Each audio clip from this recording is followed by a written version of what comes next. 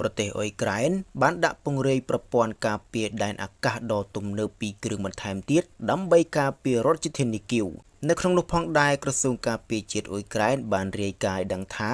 ប្រព័ន្ធការពារដែនអាកាស Patriot ចំនួន2គ្រឿងបន្ថែមទៀតត្រូវបានដាក់ឲ្យបំពេញកាតព្វកិច្ចដើម្បីប្រយុទ្ធការពារជាតិអ៊ុយក្រែននិងទីក្រុងគីវ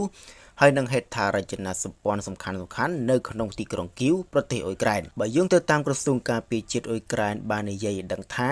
ការទិញយកប្រព័ន្ធដ៏ទំនើបពីរគ្រឿងនេះធ្វើឡើងដោយសារកិច្ចព្រមព្រៀងថ្មីៗជាមួយនឹងរដ្ឋាភិបាលអាល្លឺម៉ង់ដើម្បីការពារជាតិអ៊ុយក្រែនពីប្រព័ន្ធការពារដែនអាកាសដ៏ទំនើបពីរគ្រឿងបន្ថែមទៀតដើម្បីការពាររដ្ឋធានីគីវនៅក្នុងនោះផងដែរក្រសួងការពារជាតិអ៊ុយក្រែនបានរាយការណ៍ដឹងថាប្រព័ន្ធការពារដែនអាកាស Patriot ចំនួន2គ្រឿងបន្ថែមទៀតត្រូវបានដាក់ឲ្យបំពេញកាតព្វកិច្ចដើម្បីប្រយុទ្ធការពារជាតិអ៊ុយក្រែននិងទីក្រុងគីវហើយនឹងហេដ្ឋារចនាសម្ព័ន្ធសំខាន់ៗ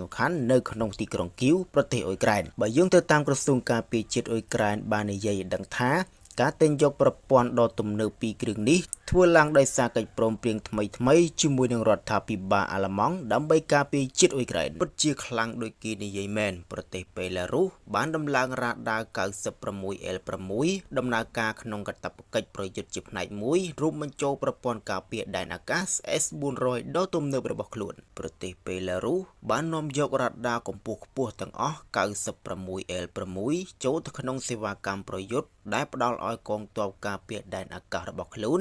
នៅការរកឃើញគោលដៅរយៈចម្ងាយឆ្ងាយ300គីឡូម៉ែត្រជាបន្តបន្ទាប់ដែលជាផ្នែកមួយនៃការដាក់ពង្រាយប្រព័ន្ធការពារដែនអាកាស S400 ត្រាំ